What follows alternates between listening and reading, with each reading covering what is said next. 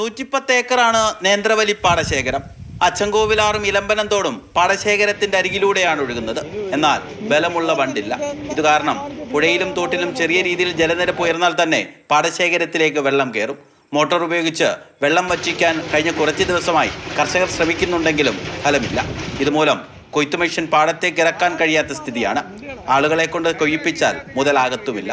ഇതാണ് നെല്ല് കൊയ്തെടുക്കേണ്ട എന്ന് കർഷകർ തീരുമാനിച്ചത്. ഈ കാണുന്ന ഈ തോട് ചാലി അത് വൃത്തിയാകാതെ ഇതുവരെ നമുക്ക് പലതവണ നമ്മൾ എല്ലാവരെയും ബന്ധപ്പെട്ട് അതിൻ്റെ കാര്യങ്ങൾക്ക് വേണ്ടി പോയതാണ്. ഇത് ചാല് ഞങ്ങൾക്ക് നിർമ്മിച്ചു തരാൻ അതിൻ്റെ അപര്യാപ്തത കൊണ്ട് ഈ കൃഷിയുടെ നമുക്ക് ചെയ്യേണ്ട രീതികളെ താളം തെറ്റിയാണ്. അമ്പലപ്പുഴ വടക്ക് പഞ്ചായത്തിലെ പട്ടത്താനം, അമ്പലക്കടവ് തുടങ്ങിയ പാടശേഖരങ്ങളിൽ കൊയ്ത് കഴിഞ്ഞിട്ട് ഒരാഴ്ച പിന്നിട്ടു. ഒരു കിൻഡലിന് 25 കിലോ വരെയാണ് മില്ലുകാർ കിഴിവ് ചോദിക്കുന്നത്. തർക്കം കാരണം സംഭരണം ഇതുവരെ നടന്നിട്ടില്ല. ഒന്നെങ്കിൽ ഇത് കൊണ്ടുപോകണം, ഇല്ലെങ്കിൽ ഈ പറയുന്നവർ വന്ന് തീ കത്തിച്ച് കളഞ്ഞേരും. ഞങ്ങൾ സഹിച്ച് ഇത് തിരിച്ചും മറിച്ചും ഇട്ട് കുഴഞ്ഞ്. ഒരു 50 ലോഡ് നെല്ല് ഇവിടുന്ന് കയറി പോകാനുണ്ട്. ഇത് യാതൊരു നടപടിയില്ല. 14 ദിവസമായി ഇത് കൊയ്തിട്ടിട്ട്. ഉപ്പുവെള്ളം കയറിയതിനെ തുടർന്ന് മിക്ക പാടശേഖരങ്ങളിലും ഇത്തവണ വിളവ് വളരെ മോശമാണ്. പ്രശ്നം പഠിച്ച് പരിഹാരം കാണുമെന്ന കൃഷിമന്ത്രിയുടെ ഉറപ്പിലാണ് കർഷകരുടെ പ്രതീക്ഷ. മാതൃഭൂമി ന്യൂസ്, ആലപ്പുഴ.